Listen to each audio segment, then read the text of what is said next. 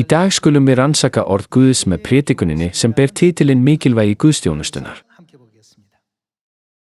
Við getum sagt að hvíldardagsguðsþjónusta, guðsþjónusta þriðjadags, hátíðarguðsþjónustur og reglubundnar bænastundir séu allt guðsþjónustur til Guðs.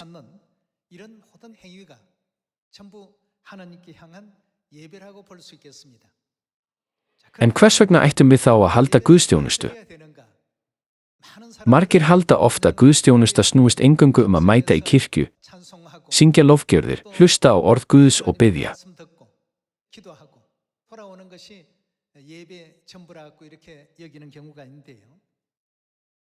Í dag skulum við gefa okkur tíma til að staðfesta í Biblíunni hinn sanna tilgang þess að Guð gaf okkur guðsþjónustuna. Og nýta þennan tíma til að hugleiða hve mikilvæg guðsþjónustuathöfnin fyrir sálir okkar og hve mikla þýðingu hún hefur í andlega heiminum.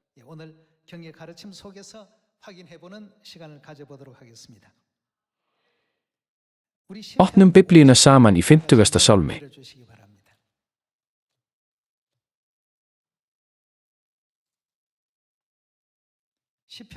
Lítum á fyrsta vers í 50. sálmi. Guð, Drottinn Guð, talar, kallar á jörðina frá sólarupprás til sólarlags.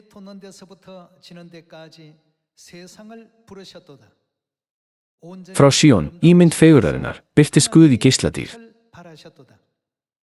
Guð vor kemur og þegir ekki, fyrir honum fer eyðandi eldur og hann geisar stormur.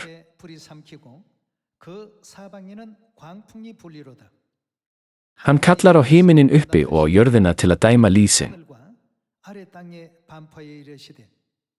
Stefni þeim saman sem eru mér trúir, sem gera við mig sáttmála með fórn.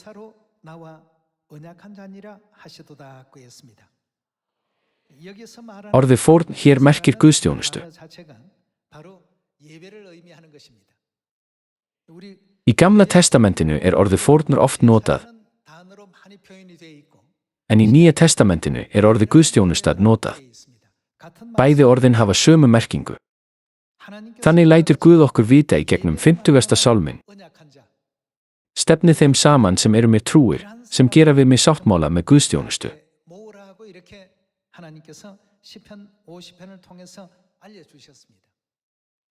Hvers vegna þá guðsþjónusta nauðsynleg og af hverju hófst hún yfirhöfuð? Til þess að mannkynið eigi auðvelt með að skilja þetta, útskýri Guð þetta mál í gegnum sögu Edingarðsins.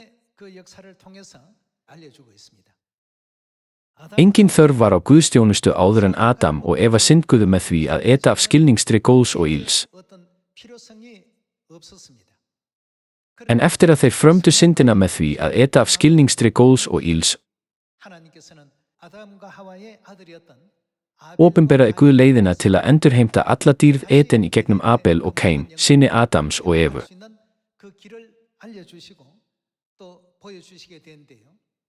Frá þeim tíma fóru orðasamböndin fórn Abels og fórn Kains að birtast í Biblíunni. Með öðrum orðum, til þess að þau gætu endurheimt alla dýrðina í Edingarðinum sem þau höfðu mist, setti Guð á fót guðsþjónustukerfi. Í raun og veru erum við sálinnar sem syndguðu á himni og voru kastaðar niður á þessa jörð. Til þess að syndir okkar sem við frömdum á himni verði fyrirgefnar og við getum mætt Guði, var guðsþjónusta stofnuð sem náðartími og náðarstaður. Þess vegna það afar mikilvægt í trúarlífi okkar að sækja guðsþjónustur á tilteknum dögum og tímum. Það má aldrei vanrækja. Það vegna þess að vilji Guðs, sem gerir okkur syndurum kleift að hljóta fyrirgefningu á himni, algjörlega falið í guðsþjónustunni.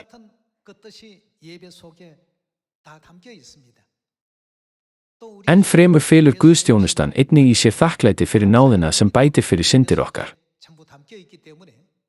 Af þessum sökum sögðu allir spámenn og postular frumkirkjunnar, við megum aldrei vanrækja guðsþjónustuna, þegar þeir ámyndu hina heilögu.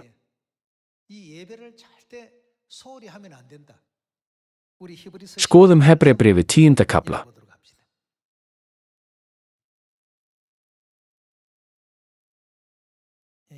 Hebreabréfið 10. kafli, vers 22.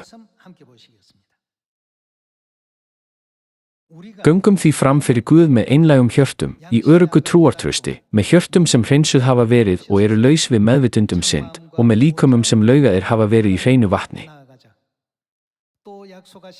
Höldum fast við játningu vonar okkar án þess að hvika því að trúr sá sem fyrirheitið hefur gefið.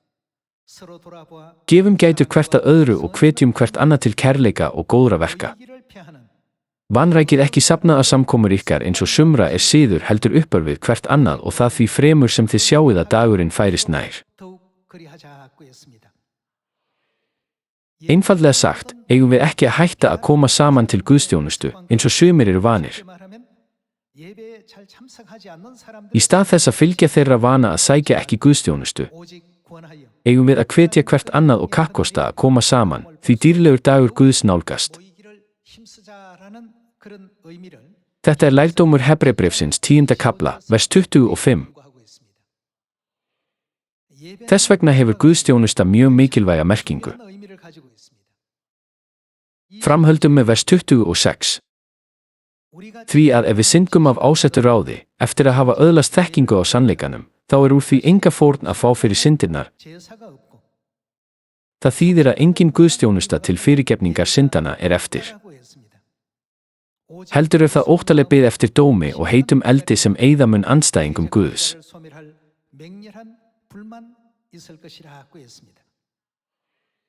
Í Hebreabréfinu 10. kafla getum við staðfest stranga kenningu og áminningu Biblíunnar að gefast ekki upp á því að koma saman til að færa Guði tilbeiðslu, eins og sumir eru vanir. Þess í stað eigum við að verða börn hans sem sækja tilbeiðslu af meiri kostgefni þegar dýrlegur dagur Krists nálgast. Svo skulum við kanna lærdóm spámannsins Jesaja það, hvers vegna guðsþjónusta varð óhjákvæmilega nauðsynleg fyrir okkur. Skoðum Jesajabók 50. og 9. kafla. Jesaja 50. og 9. kafli, vers 1.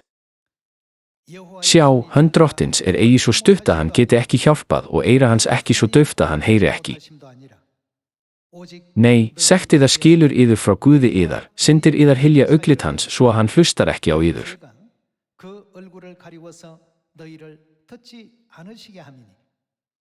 Lófar yðar eru ataðir blóði og fingur yðar misgjörðum, varir yðar tala lygi, tunga yðar hvíslar róki.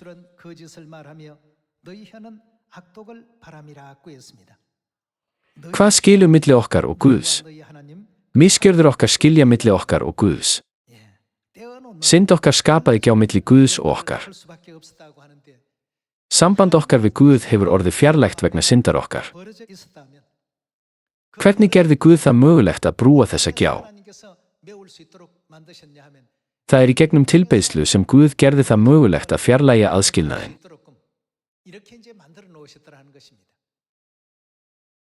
Þess vegna kennir Biblían okkur að í guðsþjónustunni Guð með okkur.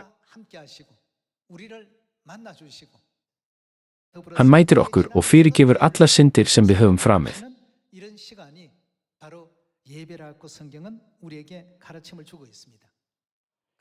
Eftir að Adam og Eva syndguðu með því að eta af skilningstri góðs og íls, bauð Guð Abela og Kain að færa sér fórn.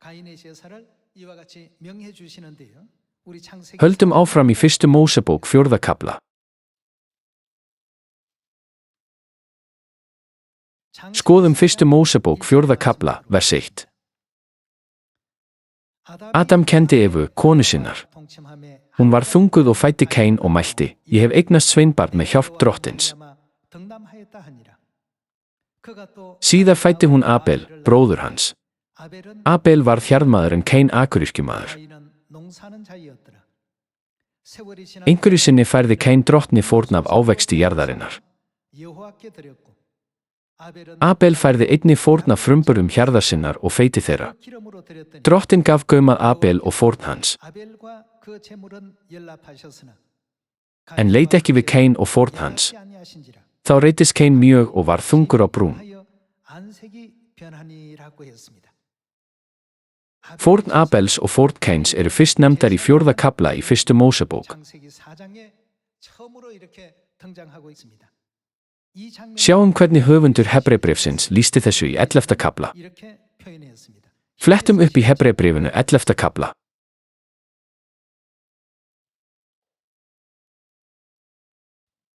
11. kafli, vers 4. Fyrir trú bar Abel fram fyrir Guð betri fórn en Kain af því að hann treysti Guði. Og fyrir trú fékk hann þann vitnisburð að hann væri réttlátur Guð bar vitni fórn hans. Með trú sinni talar hann enn þótt dáinn sé. Hér stendur að Abel hafi fært Guði betri fórn en Kain.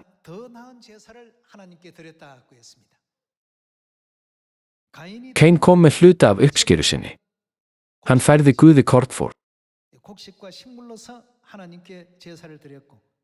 Abel færði fyrsta fædda úr hjörð sinni sem fórn til Guðs. Hvað þýða þessar tvær fórnir? Bæði fórn Kains og fórn Abels voru færðar af alúð. Hins vegar stendur skrifað að Guð hafi aðeins þegið fórn Abels. Hann þekkti ekki við fórn Kains. Hver var munurinn? Fórn Abels var blóðfórn. Til þess að syndir okkar verði algjörlega fyrirgefnar verður fórn Krists á krossi. Af þessum sökum hafi Guð, allt frá dögum Abels og Kains, þegar aðgreint þær fórnir sem hann vildi og þær sem hann vildi ekki.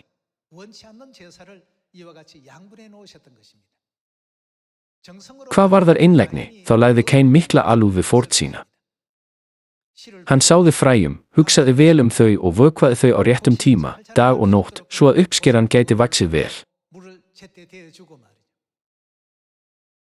Guð samþykkti ekki fórn Kains, þótt hún væri færð af öllu hjarta. En hann samþykkti fórn Abels, fyrsta lambsins, sem fórnað var með blóðúthellingu.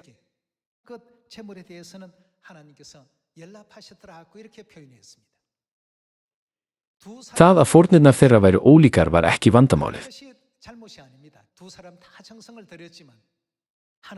Báðir lögðu þeir mikla fyrirhöfn í fórnina, en það sem Guð vildi var fórnin sem fól í sér fyrirgefningu synda. Við getum staðfest þetta með fórnum Abels og Kains. Þetta sýnir að lokum hvernig Kristur myndi brúa bilið milli okkar og Guðs með því að láta blóð sitt renna. Staðfestum þetta í Efesusbréfinu 2. kafla. Kíkjum á Efesusbréfið 2. kafla, vers 13.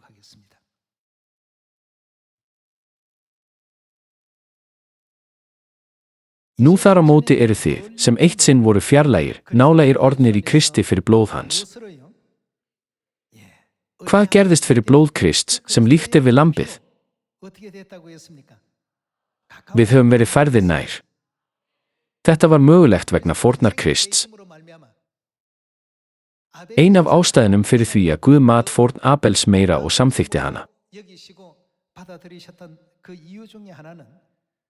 var sú að Kristur, sem líkt við lambið, mun fyrirgefa allar syndir mannkyns og færa okkur nær Guði með fórn sinni á krossinum.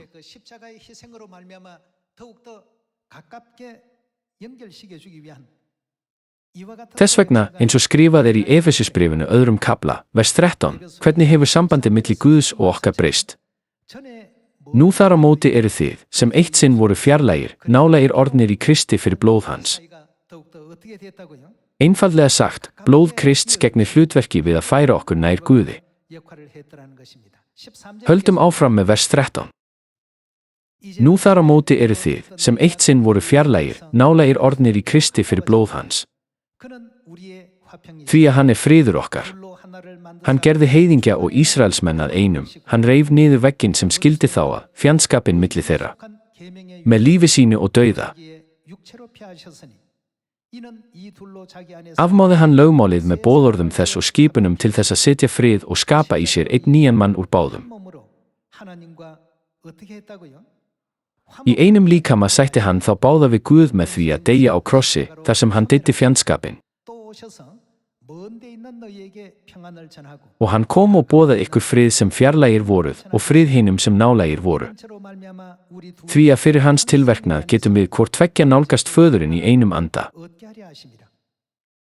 Þess vegna eru þið ekki framar gestir og útlendingar, heldur eru þið samþegnar hinna heilugu og heimamenn Guðs.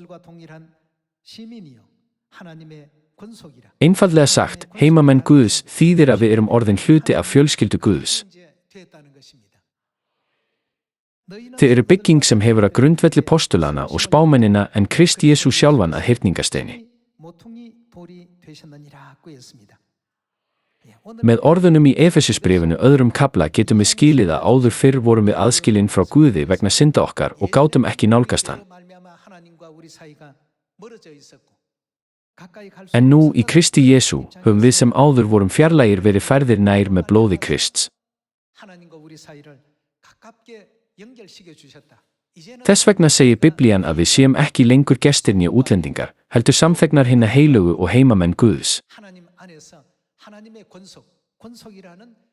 Einfaldlega sagt, heimamenn Guðs þýðir að við höfum orðið fjölskylda Guðs. Guð hefur sett okkur í þá stöðu að við getum kalla Guð, föður og móður. Og kalla bræður og systursjónar sem eru í sannleikanum, bræður og systur.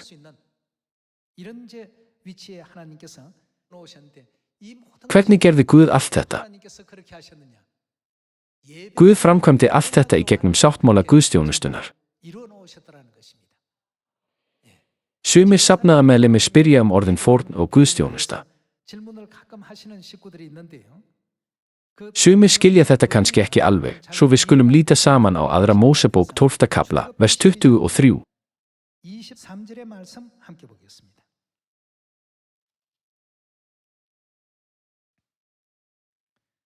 Kíkjum á aðra Mósebók 12. kafla, vers 23. Þegar drottinn gengur til að ljósta Egypta sér hann blóðið á dýratrinu og báðum dýrastöfunum og þá gengur drottinn fram hjá dyrunum. Hann mun ekki hleypa eyðandanum inn í hús ykkar til að ljósta ykkur til bana. Haldið þessi fyrirmæli sem ævarandi reglu, þú og niðjar þínir.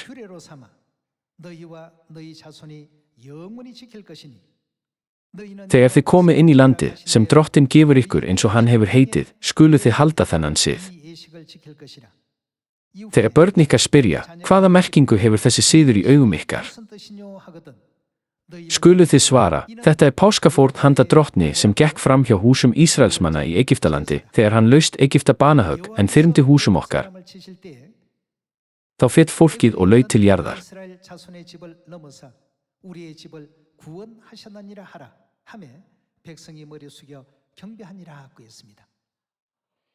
Við höldum páskagustjónustu á hverju ári. Hvað segir önnur Mósebók páskagustjónustuna? Þetta er páskafórn. Er það ekki þess vegna sem Jesús er kallaður páskalambið? Jafnvel í Egyptalandi fyrir 3500 árum fór Guð fram hjá öllum húsunum sem höfðu blóð páskalambsins. Svo hamfarir snertu þau ekki.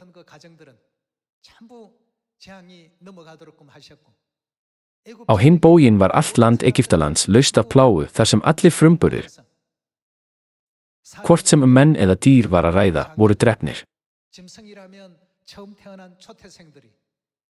Þetta hræðilega atvik, sem átti sér stað fyrir 3500 árum, er skráð í Biblíunni. Varðandi allar þessar tilbeiðslur segir Guð, safnið saman öllum þeim sem hafa gert sáttmála við mig með fórn.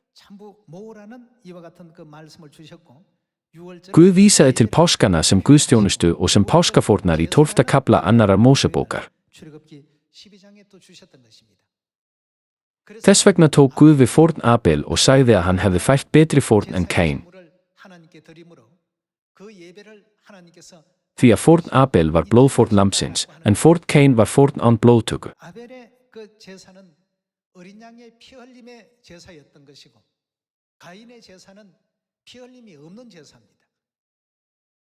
Þar sem það var fórn sem var færð Guði með uppskeru, taldi Guð fórn Abels betri en fórn Kains.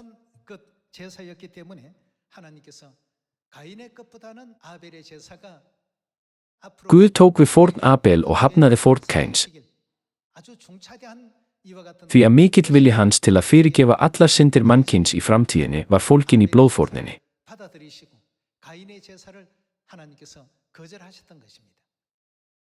Guð hafði ekki gremju til Kains. Annars vegar var blóðfórn og hins vegar var fórn án blóðs.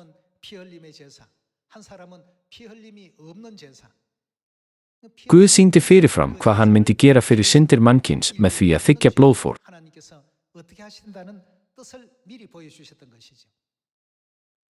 Þess vegna er skrifað í Hebreabréfinu að Abel hafi fært Guði betri fórn en Kain.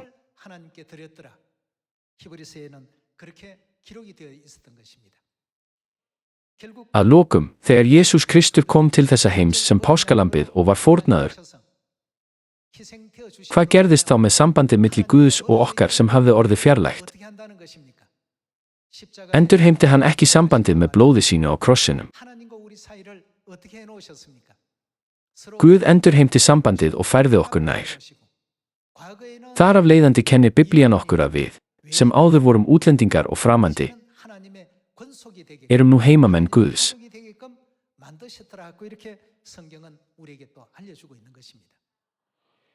Þess vegna er Guðsþjónusta við okkur svo mikilvæg.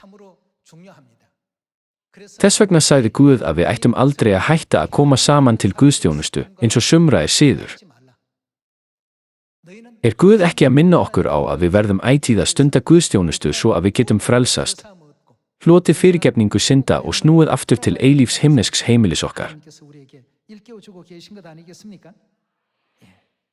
Látið okkur halda áfram að staðfesta í Biblíunni að Kristur var páskafórnin. Kíkjum á 1. Korintubréf, 5. kafla, vers 7.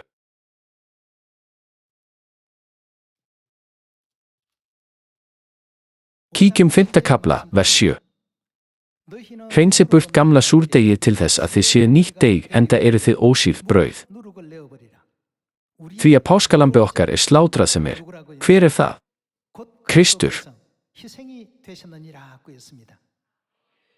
Í versi 8 segir: höldum því hátíð. Hátíð vísar hér til páskana. Þar af leiðandi hefur fórn Krists, sem er hið sanna páskalamb, gert þessa hátíð, páskaguðsþjónustuna, enn mikilvægari.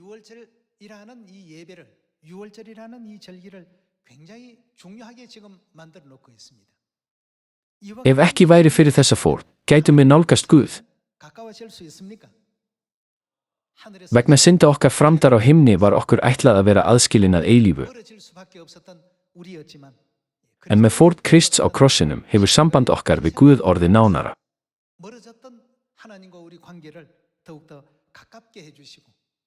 Áður vorum við útlendingar og gestir. Áður var litið á okkur sem gesti, en hvað erum við nú orðin í Guði? Við höfum orðið heimamenn Guðs, fjölskylda hans. Þess vegna höfum við héðan í frá hlotið þann heiður að kalla Guð föður. Faðir vor, þú sem ert á himnum.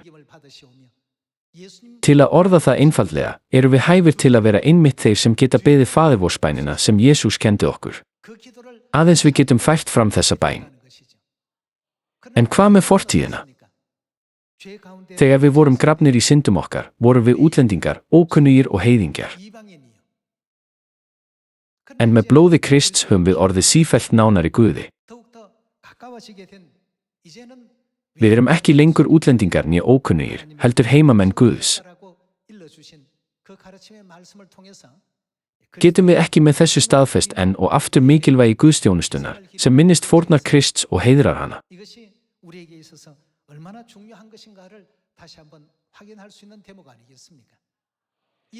Í gegnum Guðsþjónustu myndast samband milli Guðs sem föður og móður og okkar sem barna.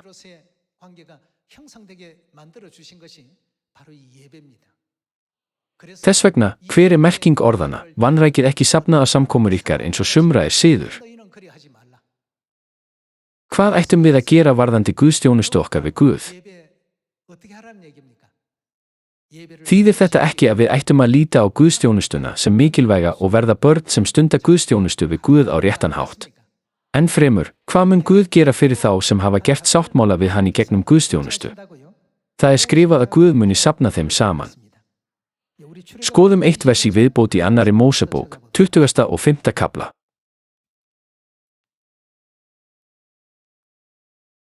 Önnur Mósebók, 20. og 5. kafli, vers 20. Kerúbarnir skulu vera þannig að þeir breiði út vængina upp á við svo að þeir hylji lokið með vængjum sínum.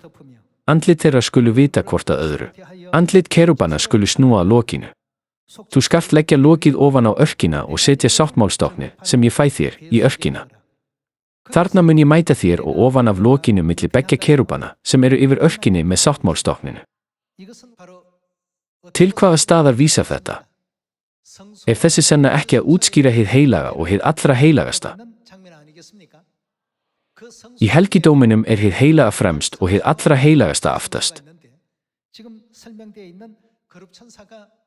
Hvar eru kerúbarnir? Kerúbarnir eru í hinu allra heilagasta, beint yfir sáttmálakistunni. Hvað gerir Guð þar?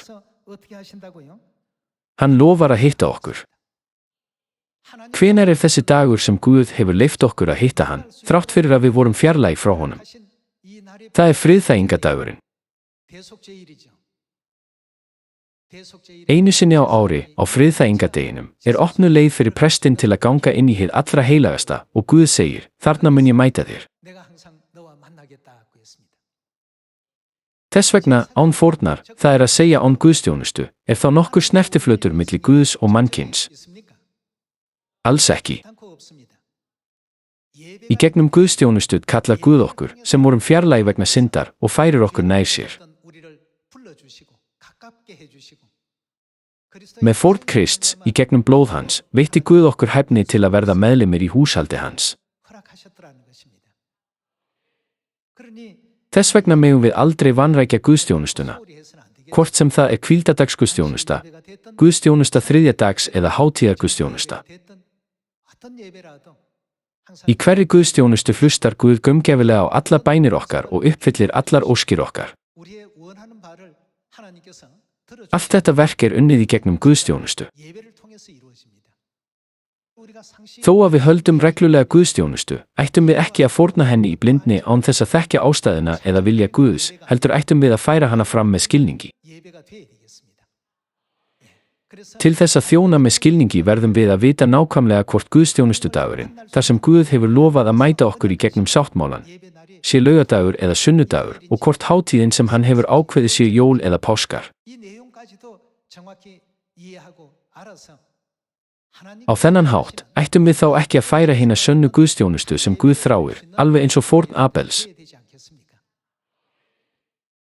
Ótal margir í heiminum í dag halda sunnudagsguðsþjónustu, en er sú fórn hinn sama og fórn Abels sem var Guði þóknanleg. Samræmist ekki hvíldardagsguðsþjónustan fórn Abels? Ættum við ekki að skilja þetta rétt og færa guðsþjónustu í samræmi við sáttmála Guðs?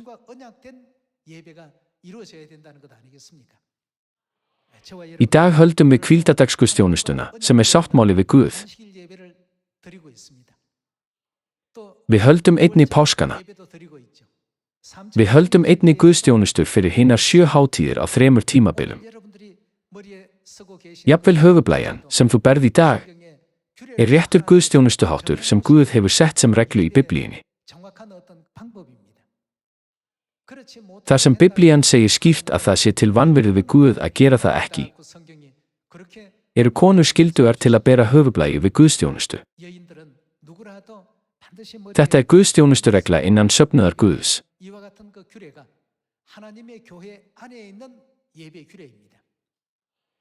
Er þetta ekki guðsþjónusturegla sem hefur verið fylgt allt frá tímum postulana?